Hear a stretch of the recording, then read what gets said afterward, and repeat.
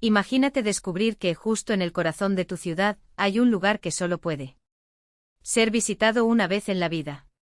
Un segundo intento significaría desaparecer para siempre, sin dejar rastro. Fue exactamente esta siniestra verdad la que un equipo de restauradores de Kharkiv, contratados por el ayuntamiento para restaurar una antigua cementerio histórico, tropezó accidentalmente con la gélida mañana del 11 de noviembre. 1961, cuando los primeros copos de nieve empezaron a cubrir las calles. Lo que parecía. Próximamente habrá otro trabajo de restauración rutinario en el cementerio de Holodna ahora. Se convertiría en uno de los mayores misterios jamás registrados en la ciudad, por lo inquietante que las autoridades prefirieron sellar el área indefinidamente. Pavel Kirillovich Zakharchenko, especialista jefe del Departamento de Conservación de Monumentos de Kharkiv, recibió una orden directa del Comité Regional del Partido. Restaurar el mausoleo de la familia Shevchenko, un imponente edificio de ladrillo. Edificios rojos erigidos en 1872 por Trofim Ignatievich Shevchenko, un rico propietario de tierras ucranianas. Ubicado en un rincón remoto del cementerio, en la sección exclusiva donde los árboles centenarios formaban una barrera natural contra las miradas curiosas, el mausoleo escondía mucho más de lo que sugerían los archivos oficiales. Documentos de los archivos estatales de Kharkiv revelaron que el linaje Shevchenko dominaba vastas propiedades en la región desde finales del siglo XV, pero el último heredero, Trofim Ignatievich, murió en circunstancias enigmáticas en 1897. Informes policiales en su momento describieron que su cuerpo fue encontrado en la biblioteca de su mansión, con una expresión de terror en su rostro, aunque no había signos de violencia. La estructura, de casi 5 metros de altura, impresionaba por su solidez, puertas de madera, hierro fundido decorado con diseños intrincados, un frontón con el nombre Shevchenko grabado en letras góticas y, debajo, una inscripción en eslavo antiguo que helado, quien entra una vez sabe la verdad. Durante décadas, los lugareños evitaban el lugar, susurrando entre ellos que este mausoleo solo podía abrir solo una vez en la vida. Cualquiera que se atreviera a regresar desaparecería sin explicación. Los trabajos comenzaron el lunes, 14 de noviembre. Zakharchenko dirigió una equipo experimentado, Anatoly Petrov, albañil con 20 años de experiencia, Miguel Sidorenko, cerrajero especializado en restauración, Vladimir Kovalenko, maestro de metalurgia, y Nikolai Gritsenko, arqueólogo de la Universidad de Kharkiv. Todos estaban profesionales de confianza, acostumbrados a enfrentar desafíos inusuales. Los primeros días transcurrieron sin incidentes mientras limpiaban la vegetación que asfixió las paredes del mausoleo. Pero pronto Gritsenko notó algo extraño, en un radio de 10 metros alrededor del edificio, la tierra estaba estéril, como si hubiera sido quemada por un fuego invisible. He trabajado como arqueólogo durante 15 años, pero nunca he visto nada parecido, anotó en su diario el 17 de noviembre. El suelo tiene un tono gris y cuando lo toco, incluso en los días calurosos, siento un frío penetrante, como si algo estuviera chupando el calor de la tierra. El día 18, tras preparar el acceso, el equipo finalmente intentó abrir las puertas. Hierro. No estaban encerrados, pero se resistían como si algo los mantuviera sellados por dentro de. El metal estaba cubierto de una capa verdosa, diferente al óxido común, que desprende un olor dulce y casi imperceptible. Kovalenko, al examinar el cerradura, hizo un descubrimiento alarmante: parece que estas puertas se abrieron recientemente. Hay restos de lubricante nuevo en las bisagras y huellas en el umbral, registró en su informe. Lo más intrigante es que, según los registros, nadie había estado allí desde 1942. Cuando las puertas finalmente cedieron, inesperadamente aire puro invadió el espacio. No olía a moho, sino a cera de velas e incienso, como si el lugar se hubiera mantenido limpio, vivo por fuerzas desconocidas. En el interior, las paredes de mármol blanco brillaban impecable, sin un solo signo de deterioro. En el centro un sarcófago de granito. En negro figuraba el nombre de Trofim Ignatievich Shevchenko y sus fechas de nacimiento y muerte. Sobre él un ramo de crisantemos blancos frescos y una vela encendida, cuyo la llama ardía inmóvil, como si allí no existiera el tiempo. Petrov fue el primero en entrar e inmediatamente sintió una presión en el pecho. El aire aquí es denso como si estuviéramos bajo el agua, murmuró. El silencio era tan absoluto que pudieras escuchar los latidos de tu propio corazón. Gritsenko comenzó a fotografía, pero las imágenes revelaron algo aterrador, donde sus ojos vieron mármol y granito. Las fotografías mostraban piedras en bruto cubiertas de símbolos indescifrables. El ramo de flores se convirtió en huesos podridos y la vela se convirtió en una calavera. Humano. No puedo entender qué está pasando con el equipo. Escribió el arqueólogo en su diario. Parece que la cámara está capturando el verdadera esencia de este lugar, invisible a nuestros ojos. Al día siguiente el padre Dimitri, un veterano sacerdote de la Catedral de la Anunciación, con más de 30 años de servicio, se incorporó al equipo a petición de Zakharchenko. Los trabajadores habían estado reportando pesadillas idénticas, todos soñaban que estaban ante el mausoleo por la noche, mientras voces apagadas los llamaban por su nombre, llegando desde debajo de la tierra. Lo que el sacerdote encontró dentro del mausoleo sacudió incluso su fe irrompible. En una carta al obispo Nicodim, escrita el 21 de noviembre. Confesó: Excelencia, esa no es una simple tumba. Hay algo antiguo y poderoso allí, algo que no pertenece a nuestra religión. Las paredes están cubiertas de símbolos que cambian de forma según el ángulo desde el que se observan. Lo intenté. Roció agua bendita sobre el sarcófago, pero hervía al tocar la piedra, como si él tan pronto como lo rechazó. El clímax llegó el 22 de noviembre. Mikhail Sidorenko, que trabajó en la restauración de los elementos metálicos, decidió quedarse hasta tarde para terminar una tarea. Por la mañana. Al día siguiente lo encontraron sentado en las escaleras del mausoleo, en estupor catatónico. El informe médico del Hospital Regional de Kharkov, firmado el 23 noviembre, descrito: paciente en shock profundo sin respuesta a los estímulos. Externó, mirando al vacío. Repite las mismas palabras una y otra vez, solo una. Una vez, no se puede solo una vez. El caso fue suficiente para que las autoridades cerrar el proyecto y sellar el área para siempre.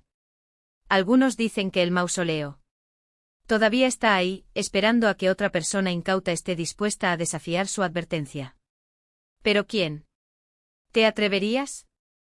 Después de todo, hay secretos que el hombre no debería conocer dos veces. El informe psiquiátrico de la doctora Elena Vladimirovna Kostenko reveló un detalle inquietante: a pesar del estado catatónico de Sidorenko, su encefalograma registró actividad cerebral anormalmente alta, especialmente en las regiones responsable del procesamiento visual. Era como si sus ojos, aunque fijos en él vacío, aún captura algo invisible para los demás. Una realidad que solo él podía ver, o que lo veía a él. Pasaron 3 días hasta que el restaurador recuperar la lucidez. Cuando finalmente habló, sus palabras le helaron la sangre. Todos los que los escucharon. La declaración transcrita por el fiscal Alexei Ivanovich Melnik. Es uno de los documentos más aterradores jamás archivados. Me quedé en el mausoleo hasta alrededor de las 6 de la tarde. Quería terminar de limpiar los adornos del mausoleo. Puerta, trabajando con la luz de una linterna. Pero poco a poco me di cuenta de que el interior estaba más brillante a pesar de que el sol ya se había puesto. La luz no provenía de mi equipo. Emanaba de las propias paredes. Y luego empezaron a respirar. Sí, respira. Como un ser vivo. Entonces escuché voces. Muchas voces. Me llamaron para entrar. Nuevamente dijeron que la primera vez solo había vislumbrado una fracción del verdadero. Que los verdaderos secretos solo serían revelados a aquellos que se atrevieran a cruzar él. Puerta por segunda vez. Pero algo dentro de mí gritó en resistencia. Una voz. Por dentro gritó que no podía hacer esto, que el segundo paso sería el fin de todo. Pasé toda la noche en las escaleras, luchando contra el impulso de obedecer. A veces vi siluetas entrando al mausoleo, pero ninguno regresó. Uno de ellos parecía con el propio Shevchenko como se describe en los archivos. Estaba parado en la entrada, haciéndome un gesto para que lo siguiera. Estas palabras bastaron para que Zakarchenko suspendiera el trabajo y profundizar en los archivos históricos. Lo que encontró fue aún más siniestro, en él. Colección del Archivo Estatal de Kharkiv, dossier 347, de 1898 contenía un correspondencia entre el gobernador y el jefe de la policía local sobre desapariciones. Inexplicable en el cementerio de Kolodnoirsk. Informe del delegado Vasily Petrovich Kraseninnikov del 15 de mayo de ese año fue categórico. En los últimos 6 meses, 7 personas han desaparecido sin dejar rastro cerca del mausoleo de Shevchenko. Todos, según testigos, visitó el lugar poco antes de desaparecer.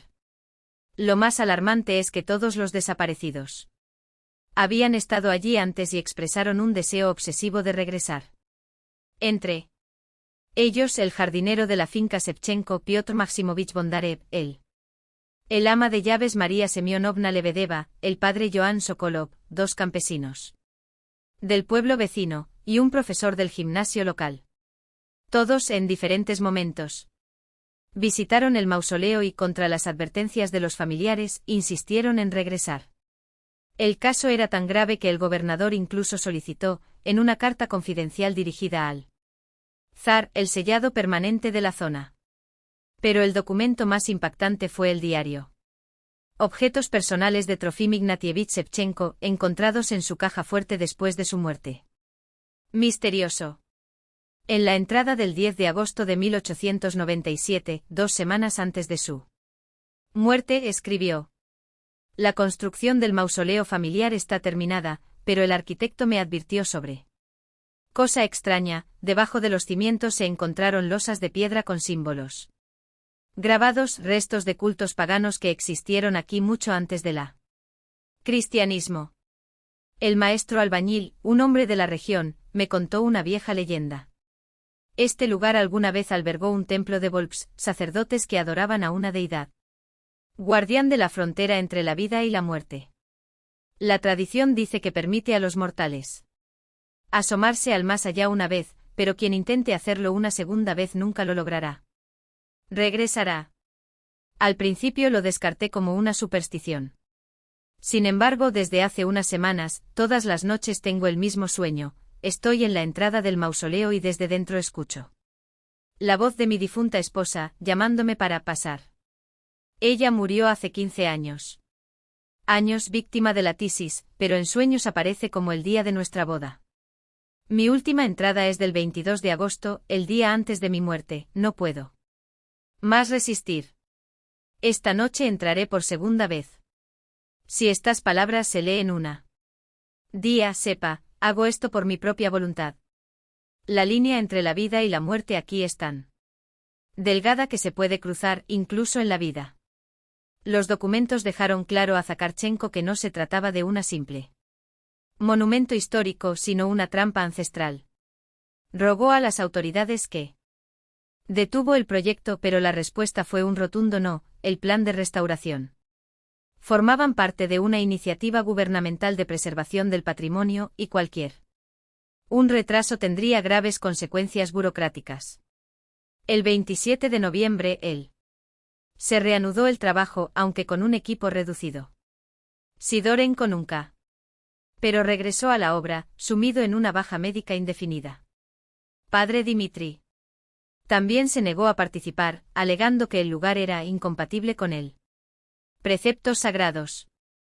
Solo quedaron 3 hombres: Zakarchenko, Petrov y Kovalenko, que se limitó a restaurar solo el exterior del mausoleo, sin atreverse entra en él. Pero el arqueólogo Nikolai Gritsenko insistió. En carta dirigida al decano de la Facultad de Historia de la Universidad de Kharkiv, argumentó: Querido Iván Petrovich, lo que descubrimos en el mausoleo de Shevchenko puede reescribir nuestra comprensión de la historia antigua de esta región. Los símbolos en las paredes son un ejemplo único de escritura precristiana, vinculada a un culto a la muerte y renacimiento. Lo más fascinante es que se transforman, durante el día parecen simples adornos, por la noche se revelan como complejas fórmulas mágicas. Esto sugiere que los constructores dominaron conocimientos que la ciencia moderna aún no puede descifrar. Hasta que en la noche del 30 de noviembre, algo selló el destino de aquellos hombres. Anatoly Petrov, al salir del cementerio, notó que la puerta del mausoleo, que cerraron con llave meticulosamente todos los días, estaba completamente abierto. Y desde dentro un sonido hizo eco. Canto suave parecido a los salmos, pero en un idioma desconocido. Petrov no entró, pero se acercó lo suficiente para escuchar. Mientras se acercaba para ver lo que sucedía en el interior, Petrov presenció algo. Eso desafiaría la cordura incluso de los más escépticos. En su testimonio, grabado al día siguiente con manos temblorosas y voz quebrada, describió una escena que parecía salida de una pesadilla ancestral. El interior del mausoleo estaba iluminado por decenas de velas, aunque sabían que el lugar había sido sellado y abandonado horas antes. Alrededor del sarcófago, figuras encapuchadas coreaban cánticos en una lengua arcaica, cuyas palabras resonaban en las paredes como un coro de las almas sufrientes. Pero el detalle que le heló la sangre fue la transparencia espectral de esos seres. Sus siluetas brillaban como la niebla, revelando, a través de sus cuerpos, las frías piedras del sepulcro. Fue entonces cuando uno de ellos se dio la vuelta. Y Petrov vio la cara. No era el rostro arrugado del viejo Shevchenko, consumido por la enfermedad y la edad, pero el semblante juvenil, idéntico al retratado en los archivos del siglo XIX, ojos, piel ardiente e intacta, una sonrisa que parecía contener siglos de secretos. Inconfesable. Los encapuchados notaron su presencia. Comenzaron a moverse hacia ti, lento, inexorable, como si el aire mismo se espesara a tu alrededor. Boleto. Petrov no esperó a ver más. Corrió. Funcionó como nunca antes. Corriendo con el corazón latiendo a un ritmo que amenazaba con explotar, mientras él sentir que algo te estaba siguiendo, no con pasos, sino con un silbido en sus oídos. Vuelve. Sabes que quieres volver. A la mañana siguiente Petrov no se presentó a trabajar. Cuando Zakarchenko era en casa, solo encontró una nota sobre la mesa de la cocina, escrita con letra temblorosa. No me busques. Voy a donde todos los que han visto el verdadero rostro de la muerte. Finalmente descansa. Si encuentras mi cuerpo, no lo entierres en ese cementerio. La gran obra no puede ser interrumpida. De Anatoly Petrov no se encontró ni rastro. Su desaparición fue el detonante que hizo comprender a Pavel Zakarchenko la dimensión del abismo que habían abierto. El 1 de diciembre envió un informe urgentemente al Comité Regional del partido, exigiendo el cierre inmediato de excavaciones. La respuesta fue un rotundo no y peor, la llegada de refuerzos. De Kiev y Moscú enviaron expertos de alto nivel, arqueólogos del Instituto de Arqueología de la Academia de Ciencias de la URSS, restauradores de élite y al frente de todo el doctor en historia Evgeny Vasilievich Mordvinov, una autoridad en culturas, mitología antigua eslava y precristiana. En su primer informe, fechado el 3 de diciembre de 1961, Mordvinov escribió con una mezcla de fascinación y cautela: el análisis preliminar del mausoleo de Shevchenko revela un objeto de valor científico inconmensurable, capaz de reescribir nuestra comprensión de las prácticas sincréticas religioso en la pequeña Rusia durante el periodo de cristianización. Las inscripciones en las paredes sugieren un sistema de creencias que fusiona lo pagano, lo cristiano y lo primitivos y algo más. Algo que desafía cualquier clasificación conocida. Junto con Mordvinov llegó el profesor Semyon Abramovich Rosenberg, un orientalista de la Universidad de Leningrado y descifrador de lenguas muertas. Fue él quien, después días de estudio obsesivo, lograron descubrir fragmentos de los símbolos que cubrían las paredes del mausoleo. En su documento del 7 de diciembre, Notas marginales, reveló una mezcla de euforia y terror. La escritura aquí no es solo un código, es un portal.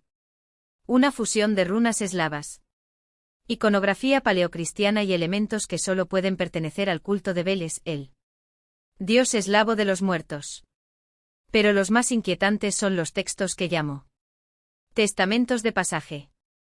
Describen un ritual mediante el cual una persona viva puede cruzar la frontera entre este mundo y el más allá y regresar. Sin embargo, hay una advertencia explícita: quien, repitiendo el cruce, permanecerá en el otro lado para siempre.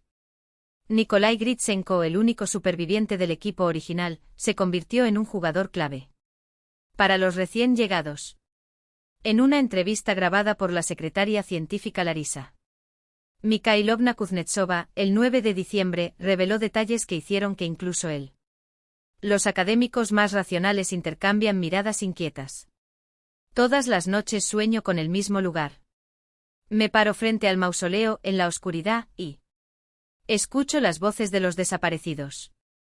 Hablan de maravillas más allá de la muerte, de verdades que queman la mente de quien las ve. Petrov está ahí. Él dice que nunca lo fue tan feliz. Pero él me advierte: no intentes seguirme, Nikolai. Mienten sobre el regreso. Asterisco. Mientras tanto, Arkhov se estaba transformando. En la primera semana de diciembre, la ciudad fue tomada por una ola de casos clínicos inexplicables. Valentina, la psiquiatra Nikolaevna Samoilova, en un reportaje del 10 de diciembre, describió el fenómeno con alarma. Los pacientes llegan en masa con los mismos síntomas: insomnio crónico, pesadillas, síntomas recurrentes y una obsesión morbosa por la muerte. Todos viven cerca del cementerio de Kolodnaya Gora. Muchos afirman haber soñado con un llamado, una voz que te invita a visitar un lugar sagrado en el cementerio. Ayer, un profesor de 50 años, María Ivanovna Gordeeva, fue hospitalizada en estado de delirio agudo. Ella juró que ella, su madre, que había estado muerta durante 5 años, se apareció en un sueño para revelarle que la muerte es una puerta, no un final, y que si entraba al mausoleo recibiría el conocimiento de que los vivos no pueden soportarlo. El paciente intentó escapar de la sala 3 veces, gritando que la estaban esperando. El doctor Mordvinov, al conocer los casos, ordenó la formación de una comisión médica de emergencia. El neurofisiólogo Boris Lvovich Steinberg, después examinar a los pacientes, escribió en su dictamen del 15 de diciembre: los síntomas no se ajustan a ningún diagnóstico conocido. Todos presentar hiperactividad anómala en los lóbulos temporales, especialmente en las áreas vinculado a la audición y al procesamiento de recuerdos emocionales. Es como si los cerebros estaban sintonizados a una frecuencia que no deberían captar. Algo los está llamando. Y entonces, la noche del 13 de diciembre, sucedió algo que hizo temblar hasta a los más escépticos. 4 expertos, 2 arqueólogos de Kiev y 2 restauradores de Moscú, decidió realizar un estudio nocturno en el mausoleo, teorizando que la luz de las velas podría revelar patrones ocultos en los símbolos de las paredes. El grupo estaba dirigido por candidato a doctorado Vladimir Petrovich Dorosenko, del Instituto de Arqueología de Ucrania. Su última entrada en el diario de campo, realizada a las 11 horas del día 13, fue encontrado más tarde con la pintura aún húmeda. Entramos a las 10 de la noche. Los símbolos han cambiado. Ahora emiten una luminiscencia. Azulados, formando patrones geométricos que parecen respirar.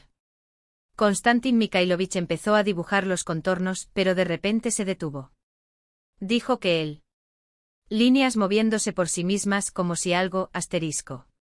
La página termina aquí. Abruptamente.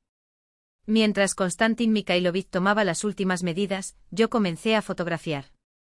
El aire del interior era denso, casi sólido, como si cada respiración requiriera un esfuerzo sobrehumano. Igor Vasilievich se quejó de mareos y le temblaban los dedos. Ajustar los instrumentos. Sus últimas palabras, murmuradas en voz baja, resonaron en él. Mi memoria como un presagio, eso no es oxígeno lo que respiramos. Es algo mayor.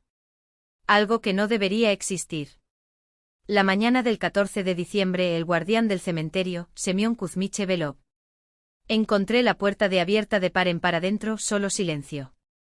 Sin rastro. De los 4 hombres. Sin gritos, sin luchas, sin pistas de que algo andaba mal. Salió mal, solo el equipo meticulosamente dispuesto en la entrada.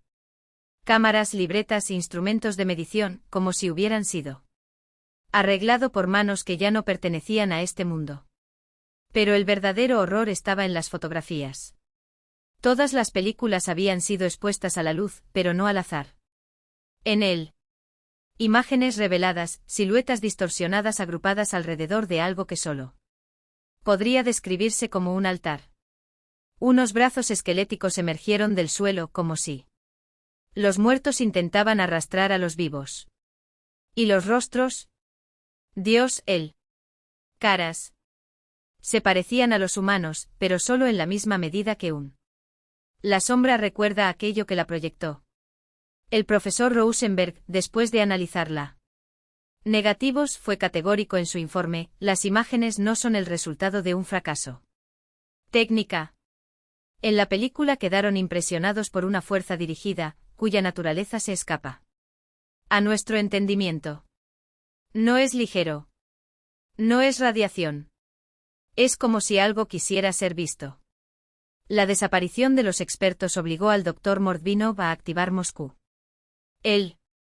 La respuesta llegó en cuestión de horas. El mayor Alexandr se hizo cargo del caso. Sergeyevich Lebedev del KGB, oficial del Departamento especializado en fenómenos anómalo y potencialmente amenazante para la seguridad del Estado. Llegó a Kharkiv el 16 de diciembre acompañado de un equipo técnico cuyo equipamiento lucía más adecuado para un laboratorio de guerra biológica que para una investigación arqueológico. Su primer informe al alto mando fue una palabra: urgente. La situación en Kharkov está fuera de control. La población local está al borde del pánico. A pesar de los esfuerzos por silenciar el caso, se extienden los rumores sobre el Desklep maldito. Propagarse como un virus.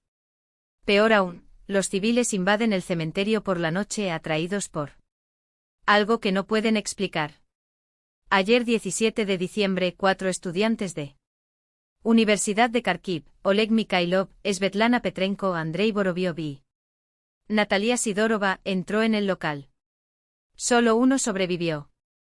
Oleg Mikhailov, el único que regresó, contó su historia delirando con la mirada. Se quedaron vidriosos como si todavía vieran algo más allá de la realidad, pensamos que era solo una hermosa leyenda.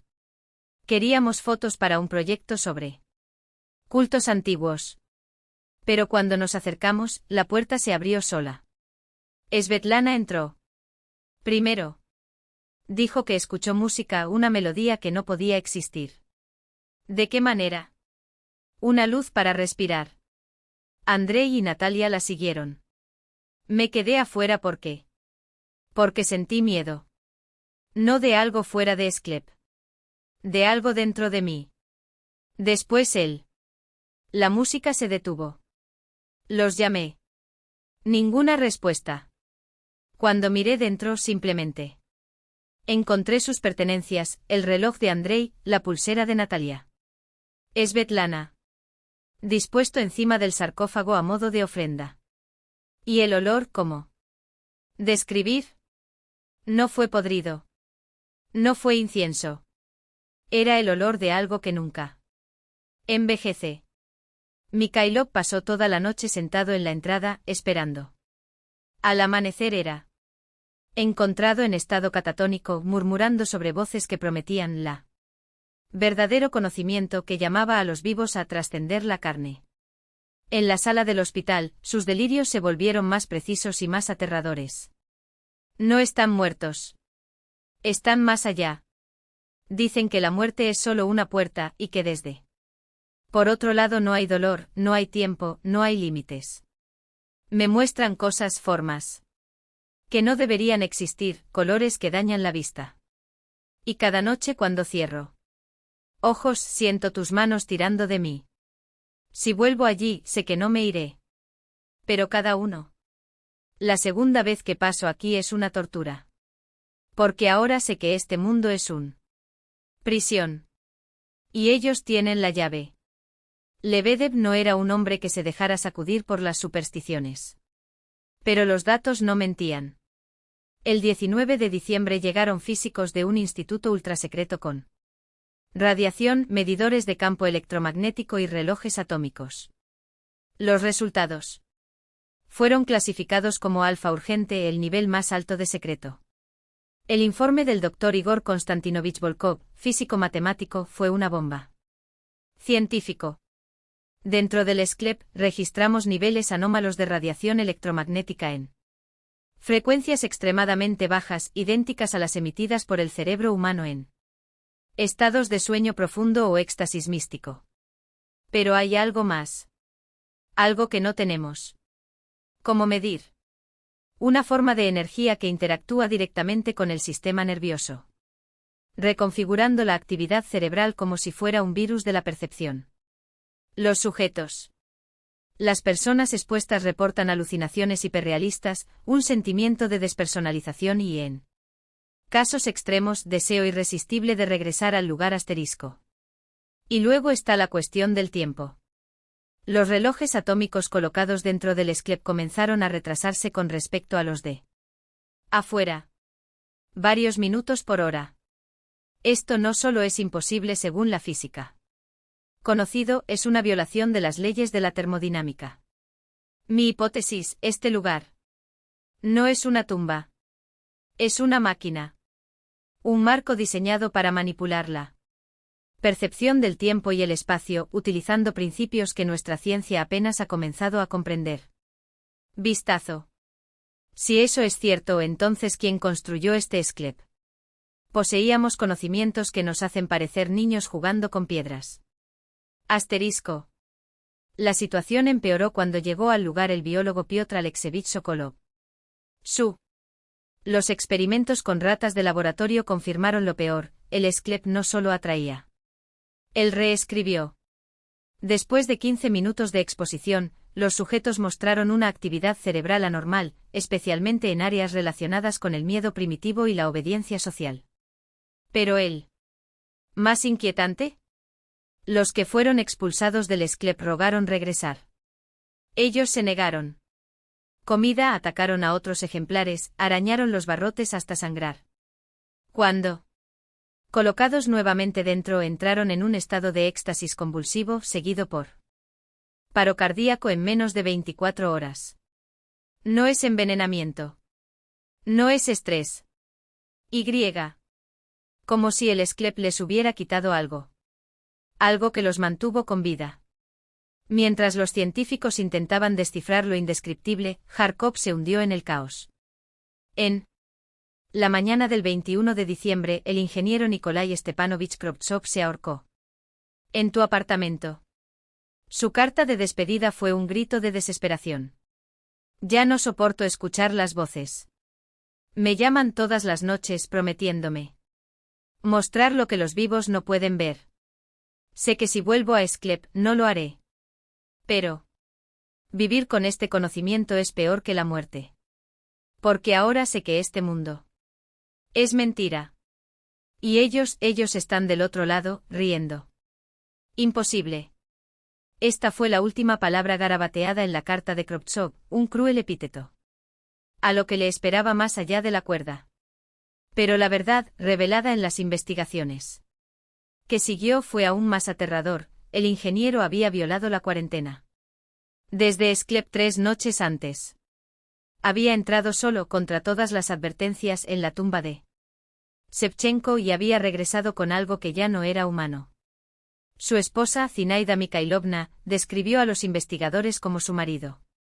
Cambió después de esa visita. Habló de SCLEP como una grieta en el tejido de Realidad, confesó entre lágrimas, con las manos temblorosas agarrando un rosario. Ámbar. Dijo que en el interior el tiempo no fluía, sino que respiraba. Que las paredes. Secretos susurrados escritos en un idioma que solo los muertos entienden. Nikolai insistió en que veía la esencia cruda de la existencia, no a través de símbolos o metáforas, pero como ve un mecánico los engranajes de un reloj desmontado. Y lo que vio lo volvió loco. Las almas no descansan, repitió con los ojos. Con los ojos muy abiertos como si todavía vieran el infierno más allá de la ventana. Funcionan. Y son. Reclutamiento. La revelación fue suficiente para que el mayor Lebedev, hasta entonces escéptico, ordenara la bloqueo total del cementerio de Olodnogorsk. El 22 de diciembre, tanques y soldados rodearon el lugar convirtiéndolo en una fortaleza inaccesible. La versión oficial. Excavaciones arqueológicas de interés estratégico. Pero las mentiras no. Logró contener la atracción mortal de aquel lugar. En las semanas siguientes, decenas trataron de eludir el asedio, trabajadores que abandonaron sus turnos, burócratas que se escaparon de las reuniones, los estudiantes desaparecieron de las clases. Todos, sin excepción, repitieron el mismo delirio, voces los llamaban por su nombre. Soñado con familiares muertos que prometieron revelaciones capaces de liberarlos de la prisión de la carne. Alguno juraron haber visto al Esclep latir en la oscuridad, como un corazón de piedra. La psiquiatra Svetlana Morozova, encargada de evaluar a los intrusos, anotó en su cuaderno con letra temblorosa: los pacientes presentan síntomas idénticos. Alucinaciones auditivas coherentes, voces del difunto con mensajes específicos. Visiones de un mundo más allá descritas con detalles hiperrealistas. A pesar de eso, mantienen una lógica impecable y rechazan con vehemencia cualquier sugerencia de patología. Uno de ellos, un físico nuclear, calculó la frecuencia de resonancia necesaria para cruzar la barrera entre los aviones. Otro, un poeta, recitó versos en un que juró ser el lenguaje de las sombras. ¿Lo más inquietante? Todos mencionaron el mismo nombre, Trofim Shevchenko. Y todos insistieron en que los estaba esperando. Hasta que en Nochebuena, lo imposible se volvió irrefutable. El profesor Rosenberg, el lingüista responsable de descifrar las inscripciones Esclep, encontró un nuevo mensaje grabado en la pared este, donde, la noche anterior, solo había mármol liso. Los símbolos brillaban con una luminiscencia azulada. Como si todavía estuviera mojado con pintura cósmica. Su traducción heló la sangre de los presentes. Las puertas se abrieron. Se reciben los elegidos. Se acerca la gran asamblea. Delfín. En el diario del maestro una anotación apresurada: esto viola todas las leyes del termodinámica. La piedra no se reorganiza. Pero aquí está, respirando como uno. Cuerpo. El Esclep no es una tumba. Es una membrana. Esa misma noche los centinelas reportaron un fenómeno que los dejó en estado de consternación. De shock. A medianoche el Esclep empezó a emitir luz, un destello verdoso que se filtró por las rendijas de la puerta, acompañado de un coro de voces que no eran humano, pero casi humano. Un sonido que oscila entre el canto gregoriano y zumbido de enjambres de abejas. El mayor Lebedev, pragmático hasta la médula, ordenó la instalación de cámaras de vigilancia con espectro infrarrojo y ultravioleta. Que capturaron en las primeras horas del día 27 sería suficiente para hacer incluso el trabajo más. El comisario político endurecido cuestiona su fe en el materialismo dialéctico. En las grabaciones, el Esclep no estaba vacío. Figuras se materializaron en el aire, como humo que se condensa en formas humanas. Translúcido pero con contornos precisos. Entre ellos los expertos reconocieron los desaparecidos, el trabajador Petrov, los estudiantes universitarios, incluso un niño que había desaparecido semanas antes. Todos se movieron con un propósito, agrupándose en círculos concéntricos alrededor de una silueta central, alta e imponente, cuya postura denota autoridad absoluta. Trofim Shevchenko. Observó a los vivos a través del hojas de luz que atraviesan la oscuridad, como si evaluaran su cosecha. El Dr. Volkov, físico teórico del equipo, escribió en su informe, lo que registramos cuestiona el principio de conservación de la energía. Estas entidades no son fantasmas en el sentido folclórico. Estos son estados de la materia que nuestra ciencia aún no ha clasificado. Una fase intermedia entre lo corpóreo y lo cuántico. Interactúan con el medio ambiente. Dejar huellas mojadas en el suelo, mover objetos, emitir radiación electromagnética. En patrones lingüísticos. Su conclusión fue una puñalada al racionalismo soviético. Si los antiguos tenían razón, la muerte no es un fin. Es un cambio de agregación. La situación había escapado a todo control. Y entonces Moscú decidió actuar. En la gélida madrugada del 1 de enero de 1962, apareció una nueva inscripción en él. Paredes húmedas de la cripta, como escritas por una mano invisible que desafió las leyes de la física. La asamblea está completa. Comienza la gran obra. Los portales se abrirán. En todos los lugares santos. El mensaje era una declaración de guerra. Cuando el profesor Rosenberg desapareció sin dejar rastro, tragado por él. Misma fuerza que ahora se estaba propagando como un virus por la ciudad, Mayor Lebedev recibió órdenes directas de Moscú: evacuar a todo el personal científico, clasificar a todos documentos como top secret y borrar cualquier rastro público de lo que fue acontecimiento. El Kremlin no juega con amenazas que cuestionan la naturaleza misma de realidad. Y lo que estaba surgiendo bajo tierra en Kharkov no era solo una anomalía. Fue una invasión. 2 días después, el coronel del GRU Vasily Ivanovich Krupsky, especialista en amenazas no estándar, aquellas que no están incluidas en los manuales militares, pero que puede desestabilizar una nación en cuestión de horas, tomó el mando del operaciones. Su primer informe al Estado Mayor fue una bomba. La situación en Kharkov no es una crisis local. Es una emergencia de seguridad nacional con el potencial de contaminar todo el territorio soviético. La anomalía del el objeto CRYPT-1 no está confinado, se expande en ondas concéntricas como los círculos de una piedra arrojada a un lago oscuro. Ya hemos registrado casos de infección en un radio de 15 kilómetros. Cientos de ciudadanos presentan síntomas de posesión, rechazo total de la comida, insomnio prolongado, discursos incoherentes sobre una gran transición y el llamado de los ancestros. Los hospitales son atestado. Las autoridades locales intentan sofocarlo, pero el pánico se extiende más rápidamente que la peste.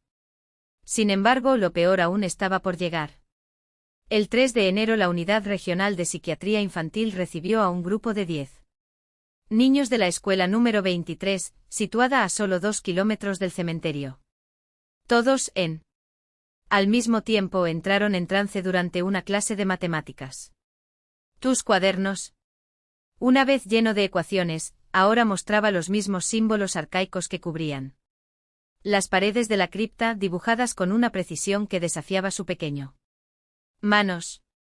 La psiquiatra Nina Petrovna Zhukova, después de examinar a los niños, anotó en su informe en letras temblorosas: no solo se encuentran en un estado alterado de conciencia. Saben cosas que no deberían saberlo. Hablan de antiguos maestros que los visitan en sueños, enseñándoles una verdad oculta. La niña Olia Petrenko, de 8 años, descrita en detalle, inquietando a un hombre llamado Abo Trofim, quien le habla de una época en la que la muerte no era temida, porque todos sabían que no era el final. Krupsky entendió lo que esto significaba: algo estaba utilizando a los niños como canales. Y ese algo no era benigno. Moscú actuó con la velocidad de un depredador acosado. Se formó un comité emergencia interdepartamental, que reúne a los cerebros más brillantes y más sin escrúpulos de la KGB, el GRU, la Academia de Ciencias y el Ministerio de Salud. Al frente del grupo el académico Nikolai Semyonovich Blakintsev, físico teórico y especialista en energía atómica, un hombre cuya mente era tan aguda como su lealtad al régimen. Su primer veredicto, emitido el 5 de enero, fue una sentencia. No estamos ante un fenómeno natural. Estamos ante una forma. Fuente desconocida de energía inteligente, cuyo origen está enterrado bajo la cripta de Shevchenko. Las estructuras son artificiales. Y según todos los indicios, alguien o algo los construyó con un propósito muy específico. Para investigar se montó una expedición arqueológica de alto riesgo, dirigida por el Dr. Alexei Mikhailovich Zolotaryov, geólogo especializado en formaciones kársticas. Equipado con tecnología de punta, incluidas sondas sísmicas importadas en el secreto de Alemania Oriental, comenzaron a excavar el terreno alrededor de la cripta. Lo que encontraron el 7 de enero hizo que incluso los escépticos tragaran saliva. Debajo de la ciudad, escondido durante siglos, había un laberinto. Una red de cámaras y túneles tallados con una precisión que desafiaba cualquier herramienta. Conocido desde la antigüedad. En el centro, una sala circular de 20 metros de diámetro. Alineado directamente debajo del sarcófago de Shevchenko. Las paredes son tan lisas que entre ellas no cabe ni la hoja de un cuchillo. Piedras, informó Zolotaryov con voz ronca por la incredulidad. Los símbolos grabados aquí son idénticos a los de la cripta, pero miles de años más antiguos. Y hay algo más, ellos. Brilla en la oscuridad. La datación por carbono 14 confirmó lo impensable, 12.200 años. Esa estructura había sido construido cuando los primeros asentamientos humanos aún estaban.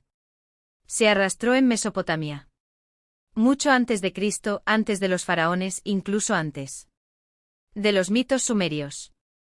Blakintsev fue directo al grano en su informe a Moscú.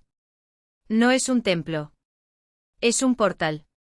Y alguien, o algo, lo selló con un razón. La construcción de la cripta de Shevchenko aquí no fue accidental. O fue un error fatal o una trampa. Y luego, el 10 de enero, el infierno respondió. El arqueólogo Iván Petrovich Sobolev, mientras intentaba forzar un paso hacia la cámara centro, se congeló en su lugar. Sus ojos de repente emitieron ese mismo brillo. Azulada, la misma luz que pulsaba en las paredes de la cripta. Durante 5 minutos él permaneció inmóvil como una estatua de sal. Luego se volvió hacia el equipo con una sonrisa. Eso no pertenecía a su rostro. Y habló. Pero no era la voz de Sobolev. Has profanado lo sagrado. Las puertas deben permanecer cerradas hasta la hora. Marcado. Vete mientras aún puedas. Luego se desplomó. Cuando despertó, su recuerdo de los últimos días había sido borrado. Borrado como si algo lo hubiera reconfigurado desde dentro. Krupski no necesitaba más pruebas. Eso no era arqueología. Fue la guerra. Y estaban perdiendo. Nikolai Gritsenko. El último superviviente de la expedición original. La sala central. Claramente servía como el santuario principal, mientras que los túneles radiales conducían a cámaras secundarias, tal vez celdas de sacerdotes o depósitos de artefactos rituales. Pero el descubrimiento más inquietante fue la constatación de que esos corredores se extendió mucho más allá de los límites del cementerio. Algunos serpenteaban hacia el corazón de Kharkov, otros hacia los límites de la ciudad. Era como si un complejo. El subsuelo ancestral cubrió en silencio gran parte del territorio donde hoy damos un paso. El 12 de enero, un equipo de geólogos dirigido por el profesor Zolotaryov investigó uno de los túneles, cuyos datos de estudio indicaban una salida cerca del Plaza Dzerzhinsky. Lo que encontraron en el sótano de un edificio centenario quedó sin palabras, un pasaje amurallado, detrás del cual se revelaba un corredor de piedra antigua. Los análisis confirmaron la conexión con el complejo principal bajo él. Cripta. Peor aún, había señales de presencia reciente. Huellas frescas en el polvo antiguo. Jirones de ropa moderna, incluso un encendedor con las iniciales de Anatoly Petrov, el estudiante desaparecido. No desaparecieron en el aire, escribió Krupski en su informe secreto a Moscú. Están aquí. Moviéndose a través de los túneles. ¿Pero para qué? ¿Y bajo el mando de quién? La decisión se tomó el 13 de enero, una expedición subterránea para localizar el desaparecido. Al mando el mayor Sergei Orlov del GRU, especialista en operaciones en ambientes confinados. Su grupo incluía 6 soldados de élite, 2 zapadores, médico y Gritsenko como consultor arqueológico. A las 6 de la mañana. El día 14 entraron en el túnel por el sótano de la Plaza Dzerzhinsky, manteniendo contacto a través de radio con la base. Las 2 primeras horas transcurrieron sin incidentes. El pasillo, seco y sorprendentemente conservado, mostraba paredes talladas con precisión. Cirugía. A 30 metros de profundidad encontraron la primera cámara, una habitación pequeño cuyas paredes estaban cubiertas de murales ancestrales. Las imágenes representaban rituales macabros, figuras encapuchadas alrededor de un altar en él, que yacía un cuerpo humano. Sobre ellos flotando una entidad alada con un humanoide. Por su estilo se remontan a la Alta Edad Media, transmitió Gritsenko la voz. Temblor. Iconos de un culto a la muerte y el renacimiento. La figura central puede ser Besles, el dios eslavo del inframundo, o alguna variante local. Pero hay algo más aquí. Estos símbolos no son meramente decorativos. Son instrucciones. A medida que avanzaban se multiplicaban las pruebas de actividad reciente. En un cámara, ropa moderna doblada con cuidado. En otro, una nota escrita a mano. Por el profesor Rosenberg, estamos vivos. Aquí el tiempo se distorsiona. Lo que parece. Las horas son días. No nos busques. Encontramos lo que buscábamos desde el principio. El hallazgo más sorprendente llegó más tarde, un laboratorio improvisado. Sobre mesas. Piedra, instrumentos científicos, notas, fotografías. Los desaparecidos no habían detenido su investigación, la habían intensificado. En el diario del Dr. Martvinov, registros escalofriantes. Fecha desconocida. No hay ciclo día-noche, pero el cuerpo lo sabe, han pasado semanas. Descubrimos cosas imposibles. Los antiguos dominaron la naturaleza del tiempo y espacio más allá de nuestra imaginación. Este complejo no es un templo. Es una máquina. Una interfaz para alterar la conciencia humana. Los símbolos en las paredes no son arte, son códigos, secuencias que reconfiguran la mente. Los estamos descifrando. Y. Cuando lo hagamos, nada será igual. El equipo de Orlov continuó hacia la cámara central. Como tú. Cuando se acercó, las radios chirriaron con interferencias y el equipo registró anomalías, descensos bruscos de temperatura, a pesar de la profundidad, lecturas. Magnético inexplicable. A 100 metros del objetivo, otro mensaje, esta vez del estudiante Andrei Vorobyov. Quien lea esto sepa, no somos prisioneros. Nos quedamos por nuestra propia voluntad. Porque entendemos la verdad. La muerte es una ilusión. Hay un continuo de conciencia que trasciende el cuerpo. Los antiguos construyeron aquí un portal entre niveles de existencia. La gran transición pronto ocurrirá. Todos los portales. El planeta se activará simultáneamente. La humanidad está a punto de evolucionar. Somos. Guía este proceso. No nos detengas. La obra debe estar terminada. Cuando finalmente vieron la entrada a la cámara central, la puerta de piedra, enorme, tallada con símbolos que parecían latir, estaba abierta. Desde tu interior emanaba un zumbido mecánico y una luz azulada, como plasma contenido. Orlov envió por radio, hemos llegado a la cámara principal. Puerta abierta, actividad detectada. Solicito autorización de entrada. La respuesta fue inmediata y tajante: abortar la misión. Regresar ahora. Los sensores en la superficie están fuera de escala. Energía anómala detectada. Evacúe el complejo. Demasiado tarde. En el instante en que el equipo comenzó su retirada, figuras emergieron de la cámara. Todo. Las personas desaparecidas, desde Anatoly Petrov hasta el profesor Rosenberg, estaban allí intactas. Sereno. Pero sus ojos brillaban con la misma luz azulada que se veía en la cripta. Rosenberg sonrió. No era una sonrisa humana. Bienvenido al santuario del verdadero conocimiento.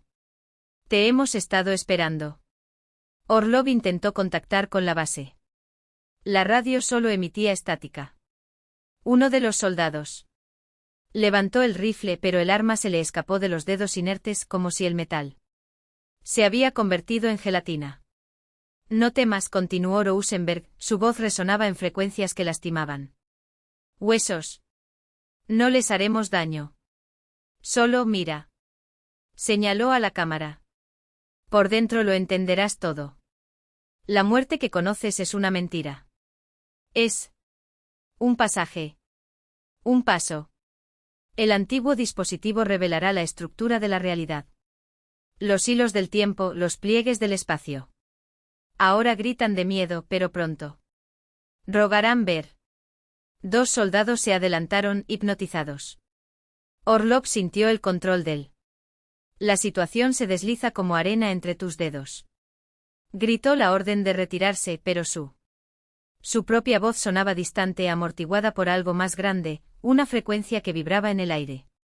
En las paredes, dentro de las calaveras. Adelante, susurró Rosenberg. Mira con tus propios ojos. O muere en él. Ignorancia como los animales. 3 hombres ya se dirigían hacia la entrada, sus rostros iluminados por la luz azulada, sus ojos vidriosos. Orlov saboreó el sabor metálico de la desesperación. Su mano, temblorosa, se cerró alrededor de una granada. Retrocede ahora o haré que este túnel se derrumbe. Rugió Orlov con los dedos ya desgarrados. El pasador de la granada con un clic seco. El rostro de Rosenberg se contrajo en una máscara de pura furia, como si el mismo aire a su alrededor temblara de indignación. Del maestro. Tonto. La voz de Rosenberg atravesó el silencio como una espada envenenada. No entiendes lo que estás destruyendo. La gran obra está casi completa. En unos días se abrirán todos los portales simultáneamente. Una nueva era comenzará. Para la humanidad. ¿Y usted, con su arrogancia militar, quiere impedirlo? Tu mirada ardía, fijada en la granada que colgaba en la mano de Orlov. La gente tiene derecho a saber la verdad sobre la existencia. Anatoly Petrov dio un paso adelante, él.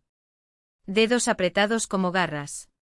Durante siglos los mantuvieron en la oscuridad, los alimentaron. Con mentiras. Ha llegado el momento de liberarse de las ilusiones. Orlov no esperó el resto del sermón. Con un movimiento repentino, arrojó la granada hacia la cámara central y gritó la orden de retirarse.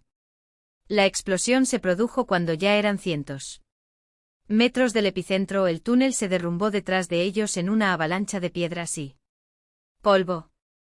Pero lograron salir, sucios, ensordecidos, vivos. Y luego descubrieron que el mundo exterior había cambiado. Mientras luchaban en las entrañas de la Tierra, 4 horas como máximo, debido al distorsionado sentido del tiempo, Arkhov se había transformado en algo irreconocible. Los informes eran imposibles, pero la prueba estaba ahí, extendida como una plaga, miles. Ahora exhibían los mismos síntomas de posesión. Ojos vidriosos, voces que susurraron al unísono sobre la gran transición, trazando con los dedos en el aire o en las paredes los mismos símbolos geométricos, demasiado precisos para ser coincidencia. Y todos, sin excepción, hablaban de lugares sagrados, portales escondido bajo los monumentos de la ciudad. Pero no fue solo Arkhov. Llegaron mensajes cifrados de Kiev, Moscú, Leningrado, Minsk, lo mismo. El fenómeno se repitió. Debajo del monasterio Novodevichy en Moscú. Debajo de la fortaleza. De Pedro y Pablo en Leningrado. En las catacumbas de Lavra das Caves en Kiev. Todas las ubicaciones estaban activas. Como si una antigua red, dormida durante milenios, había sido despertado de inmediato. El coronel Krupski recibió un telegrama urgente de Moscú, estampado con el sello rojo de máxima prioridad. La situación había escalado a un nivel soberano. Se formó un comité especial bajo el mando directo del secretario del Comité Central. Todos los documentos fueron clasificados como alto secreto y involucrados fueron obligados a firmar acuerdos de confidencialidad bajo amenaza de desaparición. Pero ocultar la verdad se estaba volviendo imposible. 16 de enero. Plaza Dzerzhinsky, centro de Kharkov. El asfalto empezó a brillar, de un azul eléctrico palpitante como venas de luz bajo la piel de la ciudad. El destello se intensificó y luego vinieron los sonidos, un coro de voces, no humano pero demasiado organizado, como un himno cantado por una multitud invisible. Los testigos juraron haber visto siluetas emergiendo del suelo, figuras translúcido, casi etéreo, moviéndose en patrones rituales antes disiparse en el aire. Después de ese día, el número de personas infectadas se triplicó. Multitudes acudieron en masa a la plaza, atraídos por algo que llamaban los maestros del inframundo. Las autoridades rodearon el lugar con tanques y rifles y declararon el estado de emergencia. 17 de enero. El último informe de Krupski era desesperante. La situación está fuera de control. Fenómenos anómalos se extendieron por toda la ciudad.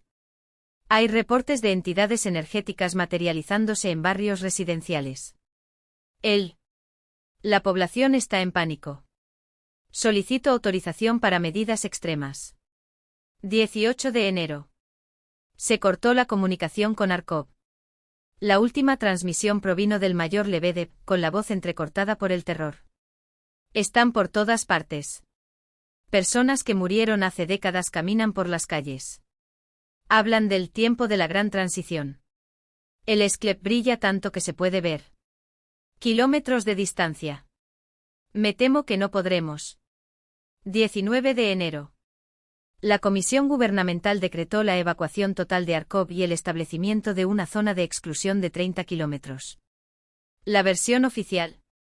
Accidente químico. Riesgo de contaminación tóxica. Los autobuses partieron en columnas silenciosos, transportando a ciudadanos que no tenían idea del verdadero motivo. Los que ya presentaban signos de infección fueron separados y trasladados a instalaciones especiales supuestamente para tratamiento. Pero aún así, la anomalía. Desparramar. Entre los evacuados, algunos empezaron a murmurar sobre visiones. Seres luminosos que prometieron un regreso glorioso a la ciudad sagrada. 20 de enero. Kharkov fue declarada tierra de nadie. Aviones de reconocimiento sobrevolaron la zona abandonada, pilotados por hombres. Quien devolvió informes pálidos y tartamudos de luces azules bailando entre los edificios. Vacíos y figuras espectrales deslizándose por las calles como sombras vivas. Lo más brillante. El cementerio de Holodna ahora. Los intentos de enviar drones fracasaron, los dispositivos simplemente desaparecían al cruzar una frontera invisible, como si la barrera de energía los tragó. En los archivos de la KGB solo sobrevive un documento, una nota manuscrita del general Piotr Ivanovich Bromov, del 21 de enero de 1962. La operación Sklep 1 se considera en quiebra. El objeto demuestra la capacidad de autoevolución y expansión autónoma. Procesos similares iniciados en otras ciudades de la URSS. Clasificación absoluta de todos los materiales y CSD. Respuesta inmediata a cualquier intervención. Es posible que estemos ante fuerzas cuyas magnitud excede la comprensión humana. Asterisco. Después de eso, todos los registros oficiales desaparecieron. Kharkov, según los archivos estatales, nunca fue evacuado. Sin eventos anómalos. Fue registrado. Los participantes en la operación fueron reasignados, retirados o silenciado. Pero los mayores aún recordaban aquel invierno de 1961 a 62. Cuando la ciudad se detuvo en el tiempo durante semanas, y luego volvió a la vida como si nada había sucedido excepto por los extraños que se quedaron. Los que evitaban la luz del día. ¿Quién habló en susurros? ¿Qué desapareció por días sin explicación? Han pasado 60 años. Arkhov respira palpitantemente como si nada hubiera pasado. Los estudiantes corren hacia él. Clases. Los turistas fotografían los monumentos. Los ancianos alimentan a las palomas en los parques. Pero quienes saben dónde buscar notan los detalles. El esclep de Shevchenko todavía se encuentra en el cementerio de Holodna ahora. Oficialmente. Es un monumento arquitectónico del siglo X, una romántica historia de amor y tragedia contada a los visitantes. Nadie menciona que la puerta nunca está cerrada con llave. Aunque las llaves se perdieron hace décadas. Los lugareños evitan ese rincón de la cementerio especialmente al anochecer. Si se les pregunta murmuran algo sobre mala energía o aire pesado. Pero en las noches más tranquilas, cuando la ciudad duerme, algo llama. Hombres y mujeres se despiertan sin saber por qué. Se visten en silencio. Caminar. Por las calles oscuras, guiados por una voz que no es voz. Sus pasos los guían. Inevitablemente al antiguo cementerio. Ese esclep de letras góticas. La mayoría se detiene ante las puertas temblando. Algunos entran. Los que dudan, los que aún conservan un último hilo de instinto de supervivencia. Detener. Giran sobre sus talones como sonámbulos que despiertan de una pesadilla. Ellos regresan a casa antes del amanecer con tierra en los pies y la memoria borrada por él. Niebla de la madrugada. Cuando se despiertan, no recuerdan nada. Solo de un sueño. Extraña una voz que los llamaba por su nombre. Pero hay quienes siguen adelante. Pasan entre las lápidas inclinadas, los nombres borrados por el tiempo. Llegan al esclep. Se detienen frente a la entrada. La puerta está abierta. Siempre está abierto. Como si él esperar. Como si supiera que esa noche no resistirían. Por la mañana, su familia se despierta con una premonición. Llaman a sus amigos. Para los hospitales, para la policía. Nadie vio nada. Cámaras de seguridad, por ejemplo. Capricho del destino, fracasa precisamente esa noche. Imágenes distorsionadas. Estática o simplemente borrada. Los investigadores se encogen de hombros, no. Pruebas, ni testigos, ni cadáver. Las estadísticas no mienten. Cada año, alrededor. Más de 20 personas desaparecen en Kharkov. Siempre de noche. Siempre solo. Siempre sin dejar rastro. Los informes oficiales los clasifican como cambio de residencia sin previo aviso o viaje sin destino conocido. Pero en la ciudad hay quienes lo saben. Archiveros canosos, exoficiales retirados de la KGB, arqueólogos que alguna vez cavaron demasiado. Se reúnen en círculos reducidos, entre tazas de té frío y susurros ahogados. Hablan de lo que nunca se ha grabado. Del invierno de 1961. Gran trabajo que nunca terminó. Porque ella continúa. En las ciudades construidas sobre ruinas más antiguas que la historia, las llamadas. Resuena. Algunos se resisten. Otros responden.